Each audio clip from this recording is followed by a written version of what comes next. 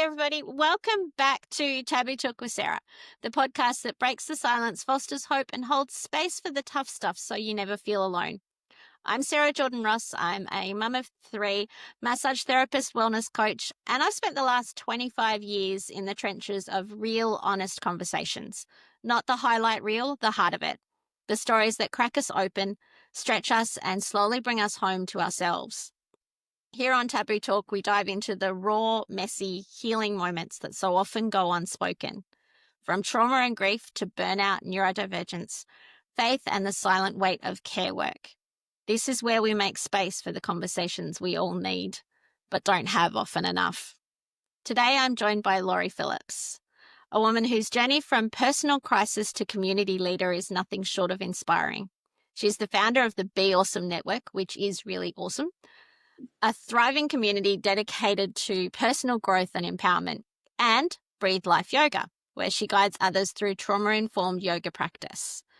Introduced to me by our mutual friend, the amazing Nicole Cowley, Laurie's story is a testament to resilience, self-discovery, and the power of community. And I am so happy that she's here. Laurie, welcome. Thank you for being here. Thank you, Sarah, so much for having me. I'm excited to talk with you today. So we're going to have lots of fun, but let's start by going back to the beginning or to a time when everything changed for you. Can you share what was happening in your life when you faced your own personal crisis? Yes, well, I think of it often. I don't revisit a lot how I felt, but about 3 years ago, I was going through a very difficult time in my life where I had gotten remarried, and the marriage that I thought I had was not at all what I thought it was. And so I was working really hard in my job, full time. I had three teenagers and three That's a challenge of stepchildren. itself. Exactly. And three more stepchildren who were teenagers. So six teenagers basically. And I And found you're still standing. exactly. Exactly. And I found myself kind of doing what I had always done, which is to pick up the slack for everyone. And I was basically doing everything for everyone. And it wasn't until I realized that it was too late when I realized what I had done, because of course, was trying to save a marriage, working full time. Then our kids had certain issues they were going through, and I hit a wall. So I was working, and at the end of the day, it just, everything just went black. And I remember feeling like I was losing control of like my cognitive abilities. Like I couldn't find things on the computer that were usually pretty easy to find. And I could feel myself slipping for like weeks before that. And I just didn't know what to do about it. And because I was so unfamiliar with the feeling of what I was going through, what I realized I was going through now was basically a neurological breakdown. So everything in my body just shut down. And I don't remember driving home. I got in bed and woke up, and my mom was in the other room with a friend of mine, and they were talking about me. And I kind of felt like, I don't know, this is going to age me, but there's a movie called Steel Magnolias where Shelby has diabetes, and Love that movie. they're all in the beauty shop and they're all talking about her, and she's right there, and she's like, stop talking about me like I'm not here. That's kind of how I felt. I was like, what's happening to me? Like it was an out of body experience. So I spent the next year trying to understand what had happened. And luckily, I was able to take time off work. And my mom and some of my closest friends helped me through that period of time. I, of course, went through some talk therapy and trauma therapy, and just kind of discovered that I'd always pushed myself way too hard in life. starting from very young, and it just caught up with me. Yes, there's just so much you can push through and keep going. So, your background in gymnastics and strength training, and then yoga fit as well. How much did your understanding of the body and movement help in your healing journey? Because you had a lot to go through, and not the least of that, the could you stop talking about me like I'm not here moment, which I think is something a lot of people with chronic illnesses can relate to, because it quite often happens. Or like, for because I was a sick kid, and then so I kind of know that the yep, they're having conversations with the doctors or with each other, and it's like, yeah, you're talking about me, can you talk to me instead? Yes. Well, yes, definitely. I didn't really understand the mind body connection before this happened to me. So, of course, when you are in the middle of a crisis, usually your brain and your heart and soul just wants answers. So, I started to seek answers. A lot of it was intuitive of what I should be doing. I knew yoga from before. I knew it helped with my anxiety before I had gone through my first divorce. And so I turned to yoga like I had before. And I was at home all alone for about 3 months. I didn't drive or leave the house. Or if I left the house, someone was picking me up and taking me somewhere. Felt very helpless. I felt like I might have damaged myself for good. Like this might be this might be my life now. But slowly but surely, I started to recover. The anxiety attacks were very, very painful. Light sensitivity, sound sensitivity, loss of appetite, all of the symptoms that you would probably read about, I was experiencing. I lost probably, oh gosh, maybe 20 pounds. I don't remember because my vision was blurred and I couldn't see numbers right. It was the strangest thing I've ever gone through. But looking back after recovering from it, like most people, is actually the best thing that ever happened to me, because I started to learn more about how to take care of myself better and stop when I need to stop and not work too hard or ignore those warning signals that are happening all the time in our bodies. Our body is always talking to us. It's just sometimes we either don't understand what it's trying to tell us, or we know exactly what it's trying to tell us and we do the yep, I'll take care of it later, but later always ends up being later. And you touched on something then that I'd like to explore a little bit more, because I think a few people might relate to it. You said part of the experience was that you learnt a lot. Now, something that I've heard frequently from cancer survivors, from people with chronic illnesses once they've recovered, or at least recovered to a certain extent, is while they wouldn't wish that experience on anybody, they also wouldn't wish to not have it because of what they learned from it. So, did that experience then shape everything that you've done since then? I think that's a great way to put it. Yes. I stopped and took a look at every aspect of my life. How was I eating? How well was I resting? How was I showing up for other people? And that the answer to that question was way too much. I was like, I think we talked about this previously. I was people pleasing. I was striving for perfection. I was thinking that my performance equaled my worth. There was just a lot of things that I was doing subliminally that I didn't realize I was doing.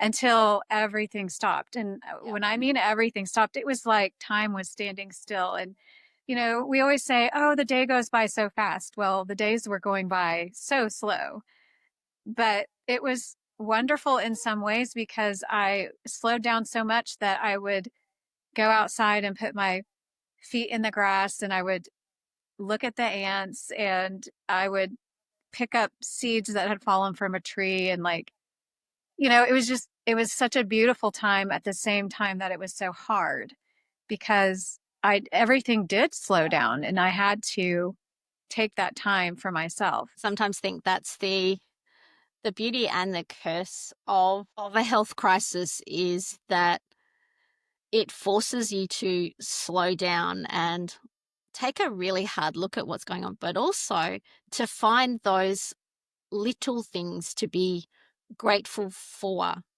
to find those things that you can still do when there's so much that you can't, and be grateful for that. And to take that learning and then shift it to help other people when you're in a position to do so. And that's what you've done in a lot of ways with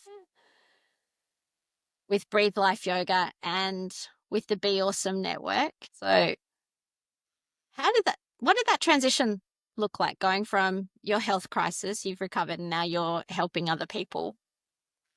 What got you started on that one? Well, I knew that, like I said, yoga was a way to calm my nervous system down. And then I started studying about the vagus nerve and how it connects all of our organs, and really explained a lot about what my body was going through because I was on such high alert, hypervigilance is what it's called, that everything was just misfiring. And so when I learned how to calm myself down and kind of go into the breathing and the moving, and when I figured out, and it was a really spiritual experience as well. I was playing praise music all the time, like 24/7, and I would find a song that would comfort me and I would add it to my playlist.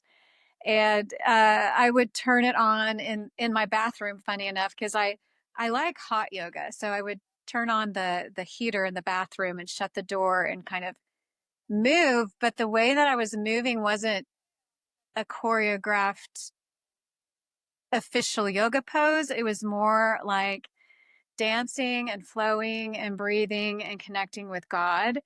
And it was the sweetest time. I almost thought, did I just invent something? But Maybe. I I don't know. I don't know, but it was so personal. I was like, this part of my journey, I don't think I want to share with others, but I do want to share the fact that there is a way out of high anxiety, stress, overachieving, and that kind of thing. And so I got my trauma informed yoga instructor's license and just kind of started on that journey. And I knew I'd have to incorporate yoga into my life in some way. And I thought, well, why not learn more about it so that other people who are going through similar problems I can help them, but it also helps me to pour out and give back after being so down and out. And I also changed the way that I was working. So I knew that I wasn't going to be able to go back into a full-time office position.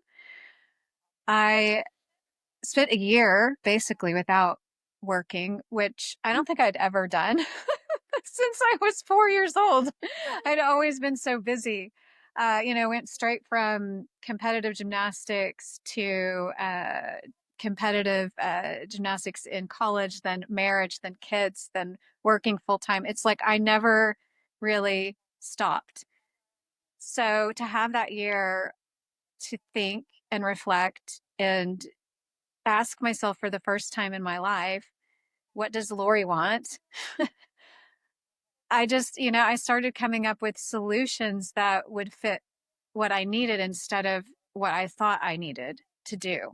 So, And that's the great thing. You got that time to figure out who you are and what you really want. And then you created what it was you needed in that space. And that's the Be Awesome network.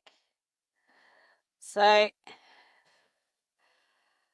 what led you to go down that route to create that community? I'm guessing it was that it was one of those things that was missing for you on your journey, that you knew that that needed to be part of the picture. yes, I started feeling really good, and I just was thinking, I have this story. I don't know how I'm going to tell it or what it looks like, but I do feel like most people who go through a journey like that, they want to share the knowledge that they've learned with other people. And I had stumbled across a Facebook group similar to mine, where her name is Tammy Scarlett, and she has the Women's Wellness Network. And she was interviewing people and bringing them on to share their stories. And it felt so different than anything I'd ever seen. And it felt like I had almost gotten to a home, like I had found a place online to belong. So I asked her one day after she had interviewed me, and I was actually I found her through a search for Canadian Facebook groups because I was involved in a athletic wear company that was going into Canada for the first time. So I just stumbled upon her, and I looking back, I don't think any of this has been an accident. When I say stumble, I just mean I was seeking, and yeah, I found her, and I didn't know what that was going to turn into, but it was one of those instantaneous sisterhood things where you meet someone and you say, okay, I really like her, and we, just gelled really quickly. So I asked her, how are you doing this? And she shared with me that she had taken a course, and she showed me the person who had created the course, and his name is Amos Bracewell. And so I was a part of her community for a while, and I thought, you know what? I've always supported other people in their initiatives, in their missions. I've always been that person to come alongside of someone else and help. But I didn't really have anything of my own. And so I just thought, where the Be Awesome network name came from is I was going to name it Be Awesome at Any Age, because I really was, I still am in my 50s, and I was feeling so good. And I was like, okay, well, if I can feel awesome at this age, other people can too. So I was thinking that I was going to just reach people in their Mm. midlife, but then I thought, wait, I don't want to leave anyone out. So I just shortened it to the Be Awesome Network, and that was how it was born. I love how things happen with that synchronicity and those things that look like they might be a coincidence, like you just stumbled across her. But like you, I don't really believe in coincidences. I have a friend who calls them God incidences, in that you're being led in that particular way. And you touched on your faith a little bit. But what I really noticed is you wanted that connection, you wanted that community, and you didn't want to leave anybody out. So that leads to the question of what's next for the Be Awesome Network? Where are you aiming to reach out next? Well, I'm super excited about this part of my journey because it did take me by surprise. I've always thought that what's interesting about this is that I've always felt called, or like there's something bigger outside of me that I want to be a part of. And so I would do that by joining other people's, like I said, initiatives or missions or whatever. And this actually came from inside of me, which is super special, like probably like you feel about your podcast, right? And Yeah. yeah, so what's next for the Be Awesome Network is I didn't expect it to grow as it has. It's a year old, and a year and 2 weeks, I think, old, and or 3 weeks. And we're like 17.6 thousand people strong. And I have learned, like you said, you touched on this a little bit about not wanting to leave anyone out. I have learned by the 200 and almost 80 interviews that I've done so far that there are so many awesome people out there, and everyone has a uniqueness about them and a voice, and that they matter.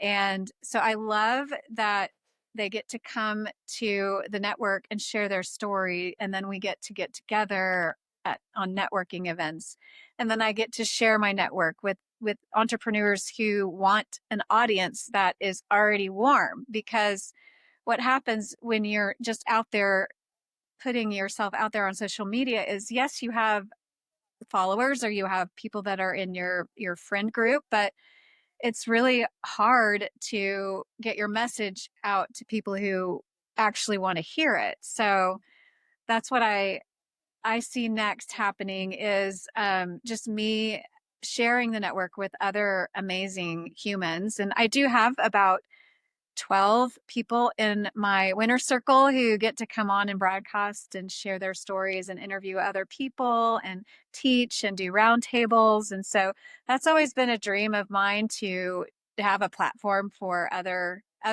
awesome people. But then on top of that, I recognize a need for community in person. So I'm launching retreats for people in, well, really anywhere, but people who want to be a part of a community, entrepreneurs specifically, who are out there creating their own businesses and working really hard. And the thing about that is, when you're working as an entrepreneur, sometimes it doesn't feel like work, but it can be very lonely because you're you're in the middle of a society of people who get in their cars and go to work and come home and watch TV, and you have this passion inside of you that you just want to share. And so that's kind of where it's going next, and I'm super excited about it because I'm going to utilize my gift of, teaching how to calm the nervous system at these retreats. I'm also going to use my advertising background and my marketing background to help people with branding and, figuring out their actual message and whether it's, they're reaching the people they need to reach. And then also just creating an in-person community, and that we can come together and get creative and brainstorm and have, circles of sharing and, being around people who actually get what you're going through it can be life changing. Yeah. So Being able to be in that space with other people who just get what you're doing, get what you're going through. And as amazing as online spaces are, nothing quite beats that face to face connection. So I'm really glad that you're doing that stuff. Pity you're on the other side of the world to me, but maybe we'll work out something. yeah, maybe we can meet in the So middle. if somebody wanted to, who would that be? I don't know. I'll have to look at a map. Probably Yeah. India So if somebody or wanted to Greece. get, Greece would be good. I love Santorini. Well, yeah, the plan is to have, I really do want to have retreats all over the world. So I'm starting in Mexico because most people can get there pretty easily. And Yeah. then I want to work my way over to Greece for sure, because it's on my bucket list. Costa Rica, Thailand, beautiful places. Just and that's the thing about going. When you go on a vacation, it's like sometimes you have to take a vacation from your vacation because you've packed it with so much activity. But I want to create a space where it's You going to need be recovery time. peaceful. Yeah, peaceful. I want to create a space where it's going to be peaceful, relaxing, and also productive. And there is something about going to another place that has a whole different environment than your home that opens up your brain, your mind, and you start thinking differently. And I experienced that when I took a 6 month journey to tour a lot of the beaches in Florida. This was a plan of mine that I hadn't had, kind of, like I said, was following intuition. It was going to be 3 months and I extended it because I loved it so much. And so, yeah, so that whole getting out there and just seeing nature, the sky, the birds, the whatever it is. I mean, there's mountains and oceans and all kinds of beautiful places all over the world. So I do favor the beach, though. Australian. So that means you have to come here because we have some of the best beaches in the world. I have heard that, and I Okay, is on granted, my Tasmanian beaches you don't want to go swimming on in winter, but yes, and your winter is our summer, so that's perfect when it's cold yeah, we're in winter here. now. Yeah. Yep. Yeah, we don't do the white Christmas thing. Yeah, well, I think growing up, I had maybe four or five white Christmases. So it's it's a fun occasion when it happens, but normally it's just dead grass Christmas. Yeah, because I'd say like parts of like the northern parts of Australia, they don't really do winter to that extent because they're in the tropics, and the same with some of the southern parts of the US. You don't get the cold like Canada does. Nope. So that's one of the beautiful things of connecting to people all over the world. You get to experience things in different ways. And I'd love to go on one of your retreats. Now, if people wanted to connect with you, what's the best way to do that? Whether it's that they want to join the amazing Be Awesome network and make the world more awesome by doing so, or that they wanted to work with you doing yoga or coaching, how's the best way for them to do that?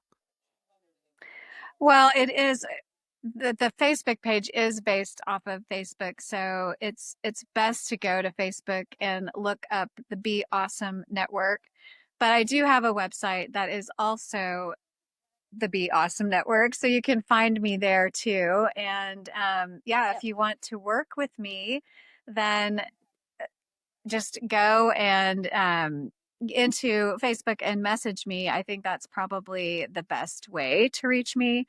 And I would love to chat with anyone who is interested in either coming to a retreat or teaching at the retreat or just being a part of the network and getting interviewed and highlighted and being a part of a community that will embrace them for who they are. And yeah, so that's basically it. And I'm that is not what I used to love being on about this your side. community is it is that it's very different being on the other side of the microphone. And I will say I much prefer being the one asking the questions, so I'm guessing so do you. So thank you for sitting in that opposite seat. Absolutely. And I've got one question for you that we always, well, I generally end the show on this one. So, what is that conversation that you think we need to be having, but we're not? I think as a female entrepreneur and mom, and just in this stage of life, I think that there are so many expectations on women to take care of everything. I don't fault anyone but myself because I basically took on the the task myself. No one was telling me I had to. But I think a different conversation needs to be happening about sharing the load of raising kids, sharing the load of, balancing the checkbook, and, just the fact that women are held to such a standard of, you know, it's really sad, but if a woman chooses not to work, sometimes she's looked down upon. And I think that could be the biggest Mm, blessing ever. There were periods of time where I was at home, I was working at home, but I was at home. And I loved that stage in life where I was able to be with my smaller children. So I just think, you know, the expectations that we have that we've been taught, if we could just mm, drop those expectations and have more honest conversations about what's best for me, not being selfish, but being loving mm, myself. That self love for women, I think, is a hard topic because we do see so many mm, other women out there that we compare ourselves to, and the striving and the all of the things that we go after are probably actually killing us. So for me, I yeah. think the conversation needs to happen that, we need to drop all of those standards and really say to ourselves, ask ourselves the question, you know, what does fill in the blank, your name? What do I want? What does Lori want? What does Sarah want? Mm, What does Jackie want? I think we are taking care of so many other people that we don't forget to ask ourselves that question. yeah. We're so concerned with taking care of everyone and everything else that we sometimes lose ourselves in that. And that thing of, like, more so for the slightly older generation, is we're supposed to take care of everybody else, and taking care of ourselves is selfish, therefore wrong, or that's the expectation around that. But I like to ask people the question of, okay, so you're taking care of all these things, all these people. What happens to them when you collapse in a screaming heap? Yeah. So then what's the selfish thing? Is it taking care of yourself so that then you can take better care of them? And yeah, that whole expectation of, like, women have been raised now, like, there was that first generation of women who worked outside of the home, and that was the unusual thing because most stayed home with their kids. And now it's shifted to should be able to do it all. And I was raised by a full time working mum. It's a hard load to carry, but we get that should be able to do it all because we compare ourselves to everyone else's highlight reel. Because face it, we only put on Facebook or any social media the highlight reel. We very rarely put the I've had a really bad day, or I'm going through this and it just really sucks. We put the woohoo, I've got this to celebrate. Maybe if we were a bit more honest with what's really happening, we might see some changes. But then there's also that, as a massage therapist, I've never seen anything like pregnancy and early parenting to turn people's sensitivity filters off, because so much of it, okay, the advice may be well meaning, but it appears that everybody thinks they have a right to express their opinion to a pregnant woman or a new parent. And I tell everyone because I'm an infant massage instructor as well, and I used to tell people in my classes, take the advice that you're given, including mine, and take what works for you, and the rest of it, get rid of it. Because so much of it is the damned if you do, damned if you don't, or everything has to fit into these nice, neat little boxes. We don't all fit into nice, neat little boxes. Right. Some of us thrive being at home with our kids. Some of us need to be out working because if we were home with our kids all day, we'd go stark raving bonkers. And we need to have the, okay, this is what works for me. And juggling all the balls, keeping everything in the air. Yeah, we have those days where we can do it and we absolutely rock motherhood and wouldn't change it for anything. But we have those days where it seriously kicks our butts. And I think when we're in those times, we need other mums to be able to say, hey, it's okay. I see you. I've got you. You don't have to do it all by yourself. That's where we need our tribe. And relationships work best when we're helping each other. Where there'll be some times that I carry all of the load, and there'll be some times that be carrying all of the load, or that sometimes one partner carries all of the load and the other. And then it switches. Or you find what works for you. Yeah.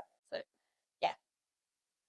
So you said before when we were talking before my interview on the Be Awesome Network that my last name being hyphenated.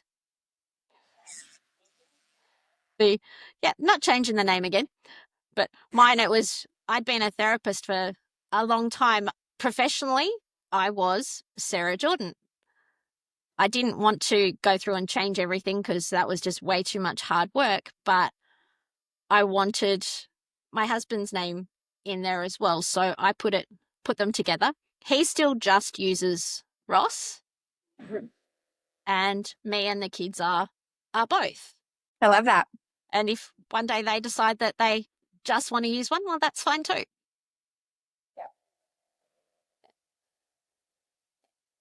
Totally agree. We created our own new team.